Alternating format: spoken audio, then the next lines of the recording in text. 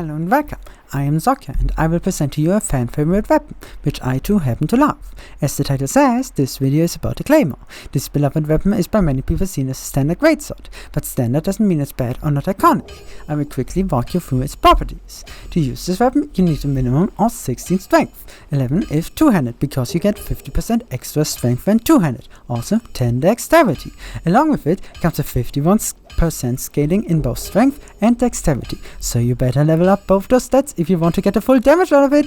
It is upgraded and infused as a regular weapon, no twinkling or demon titanite necessary. It is a unique weapon which you can only get once per playthrough. It is located on the bridge leading to the Sunlight Altar just before the Hellkite Wake. Now, you might be wondering about the lore implication of this placement, but despite the incredible effort of many engaged players, this is still not 100% clear.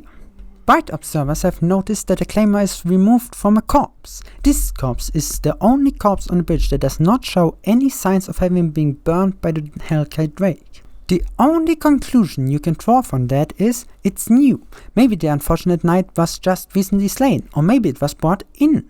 One possible theory uses the fact that in Demon's Souls and in Dark Souls 3 you can also find a Claymore lying close to the dragon. Looking at the bridge in Boletaria Palace, you can either buy or loot the Claymore from one of the knights here. Dark Souls is known for its cryptic, ambiguous and mysterious lore, so we may never find out whether this theory is correct, but I'd keep my eyes out for further discoveries. I do not intend to waste the time of any of my viewers who are here for a more solid analysis with facts and numbers to explain the matter of this game. What kind of a weapon showcase would this be if I didn't talk about how strong the weapon was though? To illustrate this, I will now compare it to its cousin, the iconic Zweihander of Giant Death fame. Unfortunately, this comparison does not go out well for Claymore. It all around has very detrimentally lower damage than a Zweihander. This holds for all levels of upgrade and infusions. There's also no way to get a Claymore to deal more damage than its Zweihander from the scaling.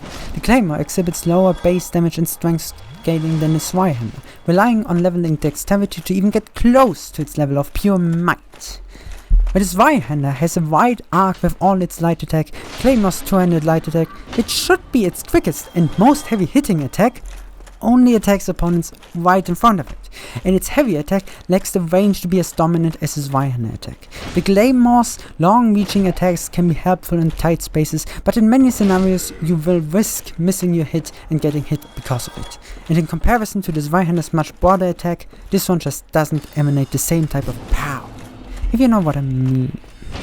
At this point, it is appropriate to mention that the Claymore does in fact attack slightly quicker than Zweihander, making it slightly safer if you're not looking to trade. If you're a man though, and out to poise up and trade through, this is not enough to compensate for the lack of damage. The DPS difference is still very detrimentally favoring the Zweihander. This only gets worse against opponents with stronger defense like some bosses, for reasons I can explain quite easily. Many players will now remember magic buffs, which give a flat damage bonus and get stronger the quicker the weapon they are used with. However, going with Claymore for that instead of swapping to a faster dagger, thrusting sword or curved sword is a very poor choice and will almost guarantee worse results. One doesn't even need to look that far to find stronger competitors to the Claymore, as it is directly outclassed by not only one, but at least two other weapons in its own category. The Bastard Sword and the Man's Serpent Great Sword. You can simply buy the Bastard Sword at Andre and then never look back, with the only difference being the lack of thrusting attacks and the higher base damage. These weapons are basically twins, and the Bastard Sword doesn't even ask you to take a walk across a fire lane bridge like your ex-girlfriend the Claymore did.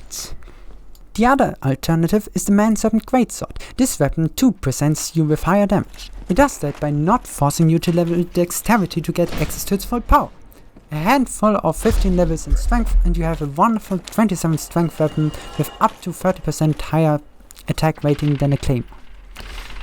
This can easily translate to 30% more damage with every hit.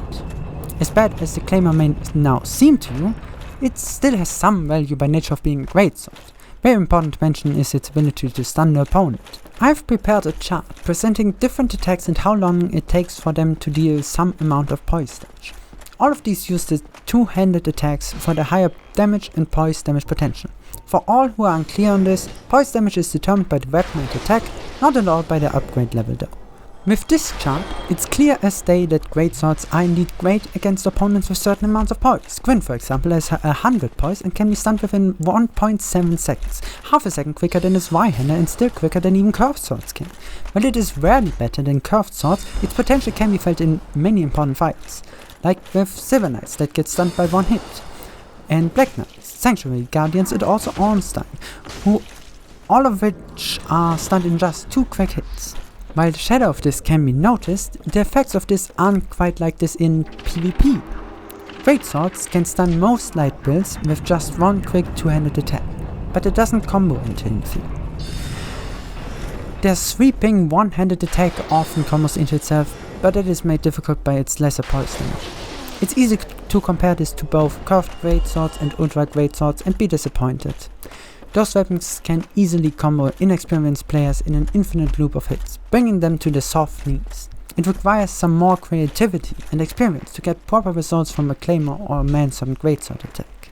Within the higher echelons of PvP, Triads have long considered the Claymore to be pretty decent, valuing its long range with its unique pokes very highly and accepting its dexterity requirements happily to take fast pyromancies with it.